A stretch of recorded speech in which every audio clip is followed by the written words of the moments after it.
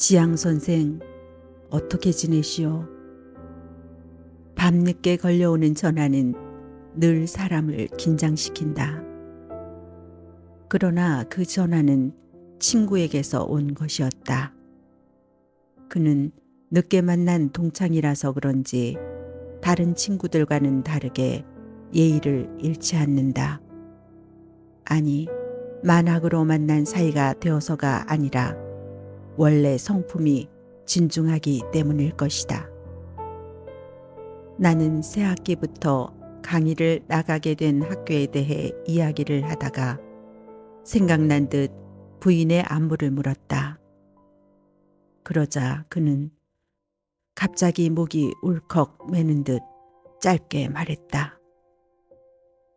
박 여사, 보름 전에 갔어. 나는 그 말에 순간 말문이 막혔다. 가다니, 그럼 기어이 갔단 말인가? 암으로 투병하면서도 심성이 워낙 밝아 늘 목소리가 명랑하던 사람. 그의 얼굴이 얼른 눈앞으로 스쳐갔다. 그러고는 이내 친구의 모습이 떠올랐다. 이제 그는 어찌 되나?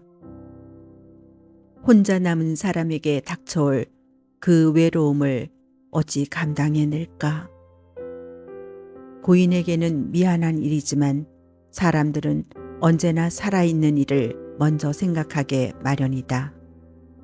그래서 상제를 위로하느라 상갓집에서는 과장되게 목소리를 높이기도 하고 호상이라는 말로 슬픔을 희석시키기도 한다. 그러나 세상에 호상이라는 것이 어디 있을까? 100살에 떠나도 죽음은 산자와는 영원한 이별인 것을. 나는 다음 말을 어떻게 이어야 할지 몰라 잠시 머뭇거렸다.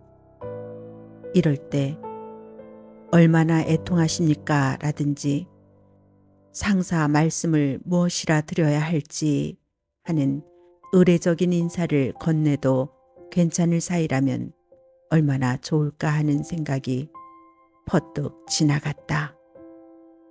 그러나 그렇듯 무심하게 말할 수는 없어서 그저 어쩌면 좋지? 괜찮다고 했지 않아요? 김 회장은 앞으로 어떻게 해? 하고 조문의 예와는 어긋나는 말만 늘어놓고 말았다. 친구는 내 말에 잠깐 그간의 경위를 설명했지만 더는 말하기 힘들었던지 인사도 없이 전화를 끊어버렸다. 나는 그가 그렇게 얼른 전화를 끊고 싶었던 마음을 이해한다. 슬픔은 어느 누구의 위로로 달랠 수 있는 것이 아님을 잘 알기 때문이다. 그는 아마 전화기를 든 채 울고 있을지도 모른다. 노경에 접어드는 남자가 혼자 울고 있을 모습을 상상하니 나 또한 측은한 생각에 가슴이 아파왔다. 혼자 남은 이의 아픔과 혼자 남겨두고 가는 이의 아픔 중에서 어느 아픔이 더 클까? 떠나는 이가 아무리 발길이 떨어지지 않는다 해도 망인은 이제 남겨진 사람의 아픔을 알지 못한다.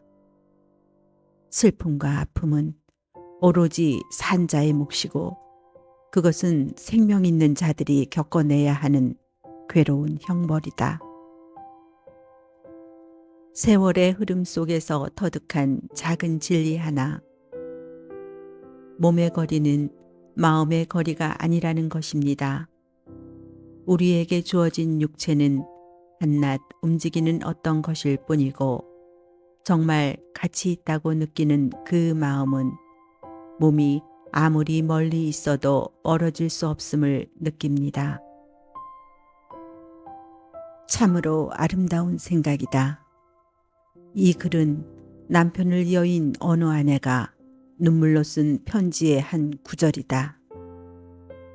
경기도 벽제에 있는 추모의 집은 이런 아픈 사연들로 가득하다고 한다. 누구나 처음에는 몸의 거리는 마음의 거리가 아니라고 생각한다. 아니, 그렇게 생각하고 싶어 그것을 자신에게 거듭 다짐하는지도 모른다. 그러나 시간이 흐를수록 그 거리는 현실감으로 다가온다. 먼 것은 먼 것이고 없는 것은 없는 것으로 인식된다. 참으로 냉정한 인식의 눈뜸이다. 아무리 마음에서 지워지지 않는 사람이라 해도 그는 이제 눈앞에 없다. 눈앞에 없는 사람을 그린다는 것이 너무나 허전하여 남아있는 사람들은 고인이 남기고 간 흔적에서 그를 찾아보려 애쓴다. 그러나 그 흔적들은 이제 만남의 기쁨으로 다가오는 것이 아니라 분화구같이 마음속 깊숙이 숨어있던 아픔만을 폭발시켜줄 뿐이다. 아직도 그의 손때가 묻어있고 아직도 그의 채취가 가시지 않은 물건들을 대할 적마다 상처에서 피가 배어나오듯 기억 속에서 솟구치는 아픔. 그 아픔 앞에서 남겨진 사람들은 다시금 사별의 허무함과 맞서야만 한다. 내 친구도 아내가 남기고 간 그 숱한 흔적들 앞에서 많이 고통스러워할 것이다. 그 흔적이 아픔이 아니라 반가움으로 여겨지려면 많은 시간이 필요하리라. 지금의 그에게는 그저 끝없이 아파하는 것밖에 다른 방도가 없다. 아무의 위로도 도움이 되지 않는 시간 속에서 그는 차차 그 아픔에 혼자 길들여져 가야 한다. 떠난 이는 남겨진 사람이 그 아픔을 딛고 일어서는 모습을 지켜보고 있다는 생각이 들 때가 많다. 그 아픔에서 오래도록 헤어나지 못하면 고인도 안타까워할 것 같고 그 아픔을 잘 이겨내면 안심하고 이승을 떠날 것 같은 생각이 드는 것이다. 어느 날부터 그런 생각이 갑자기 들게 되면 남겨진 사람들은 이제 자신의 슬픔을 안으로 감추게 된다. 그것이 고인을 위하고 사랑하는 일일 것 같아서.